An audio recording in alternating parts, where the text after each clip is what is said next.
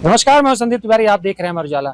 मध्य प्रदेश राज्यसभा की 3 सीटों में चुनाव को लेकर लगातार सरगर्मी तेज है। यहाँ पर मीनाक्षी नटराजन का नामांकन रद्द होने के बाद लगातार कांग्रेस सरकार को घेर रही है। सरकार के साथ अब चुनाव आयोग को भी घेरना शुरू कर दिया। आप बता दें कि आज चुनाव आयोग को घेरते हुए नेता प्रतिपक्ष उमंग सिंगार ने कहा है कि अगर चुनाव आयोग चाहता तो इस मामले में सुनवाई कर देता और मीनाक्षी नटराजन का जो नामांकन रद्द किया गया है वो दोबारा से स्वीकार कर लिया जाता। लेकिन चुनाव आयोग ने उनकी सुनवाई नहीं की। कल वो सुप्रीम कोर्ट में सुनवाई के लिए जाएंगे। सुप्रीम कोर्ट ने कल का समय दिया है, नेता प्रतिपक्ष ने ऐसे बताया है।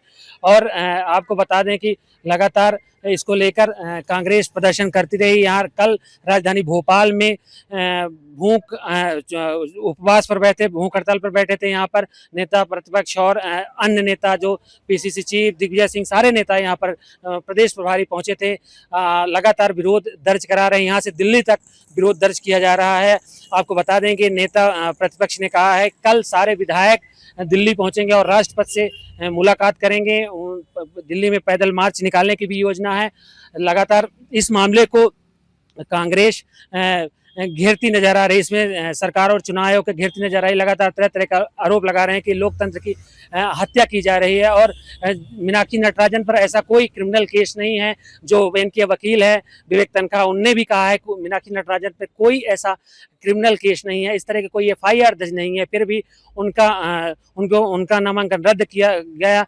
नेता प्रतिपक्ष ने कहा है कि जो अभी झारखंड का एक मामला था जिसमें बीजेपी के नेता ऐसे ही मामले में फंसे थे, लेकिन उनको उनका नामांकन स्वीकार कर लिया गया। इस तरह से अगर बीजेपी के जो कैंडिडेट थे उनका नामांकन स्वीकार किया जा सकता है तो कांग्रेस के प्रत्याशी से इस तरह का क्या दुश्मनी है और क्यों इस तरह का किया जा रहा है, वो लगातार आरोप लगा रहे हैं। आपको बता दें कि आज जो पूर्व मंत्री हैं यहाँ के भोपाल के पीसी शर्मा, वो विधानसभा पहुंचे थे और जो यहाँ के रिटर्निंग ऑफिसर है उन पर आरोप लगाया। उन्होंने वहां पर नारेबाजी की कार्यकर्ताओं के साथ और कहा कि लगातार विरोध के बाद भी यहाँ जो चुनाव आयोग है और जो विधानसभा के रिटर्निंग ऑफिसर है वो बीजेपी की इशारे पर काम कर रहे हैं और लगातार कांग्रेस के पक्ष में निर्णय नहीं ले रहे हैं। इस वजह से मीनाक्षी नटराजन का नामांकन रद्द हुआ। तो अब देखना यह होगा कि सुप्रीम कोर्ट इस मामले में क्या सुनवाई करता है। क्या मीनाक्षी नटराजन को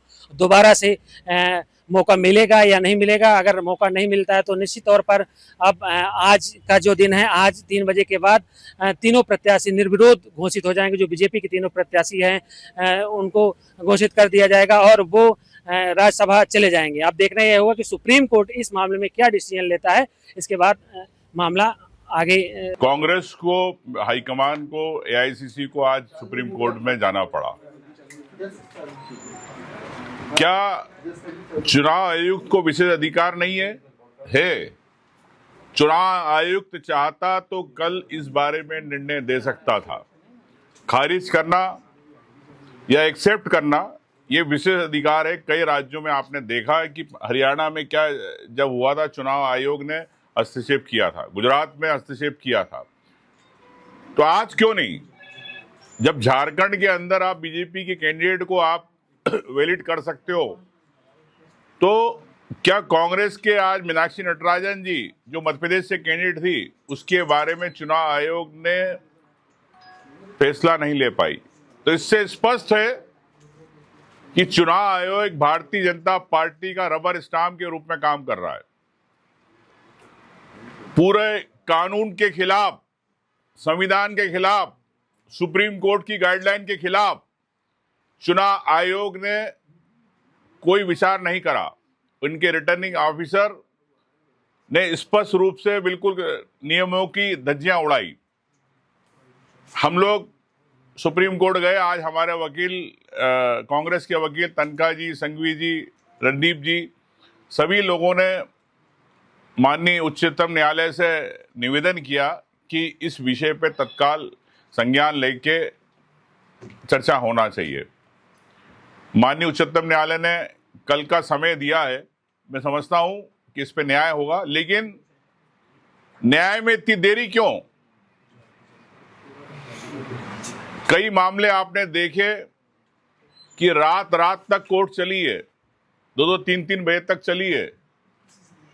तो क्या इतने महत्वपूर्ण मामले में हर प्रदेश के हर विधायक, हर पूरे देश के सांसदों से सबसे जुड़ा मामला है ये, क्योंकि सब रिटर्निंग ऑफिसर के सामने फॉर्म भरते।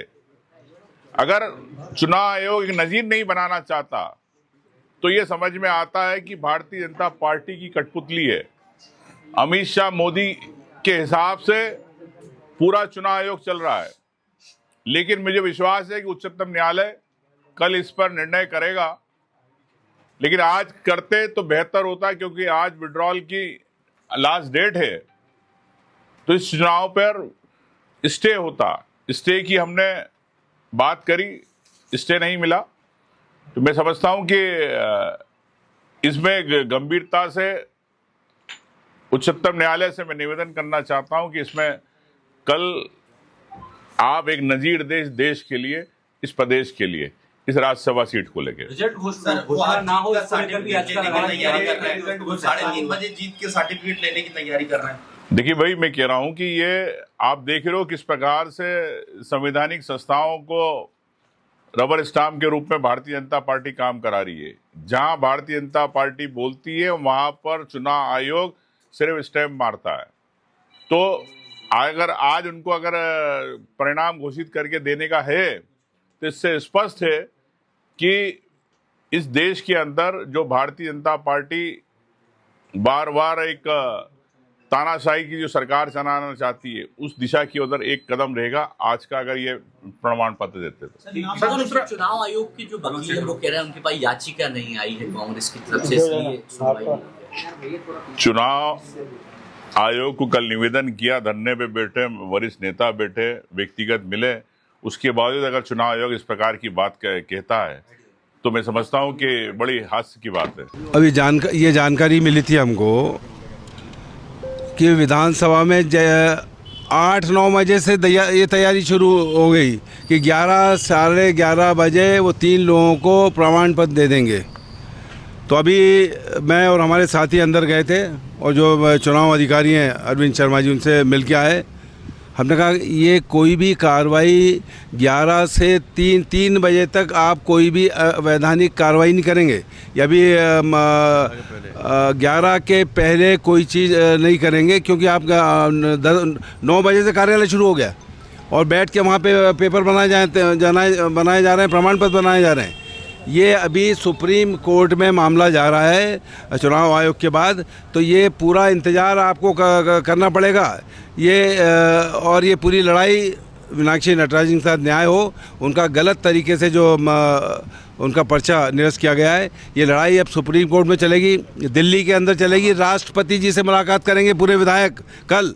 ये इसलिए आप पहले से लीपापोती न करें, जैसे राजेंद्र भारती के मामले में इन्होंने रात के 12 बजे उनकी सदस्यता ख़त्म कर दी थी। इसलिए हम गए थे अभी अंदर और यहाँ हमने प्रदर्शन किया है, अंदर गए थे, उनको चेता के आए, कोई भी नौटंकी नहीं होगी। ये पूरा समयावधि के बाद ही कोई आपको अवैधानिक जो निर्णय भी लेना है तो ये उसके बाद 3 बजे के बाद होगा। उसके पहले आप बुला के प्रमाण पत्र नहीं देंगे, क्योंकि मामला सुप्रीम कोर्ट के संज्ञान में आज कांग्रेस पार्टी लेके आ रही है। आपके राज्य की खबरें, आपके शहर की खबरें सबसे पहले जानने के लिए देखते रहें अमर उजाला। चैनल को सब्सक्राइब जरूर कर लें और पाएं हर अपडेट।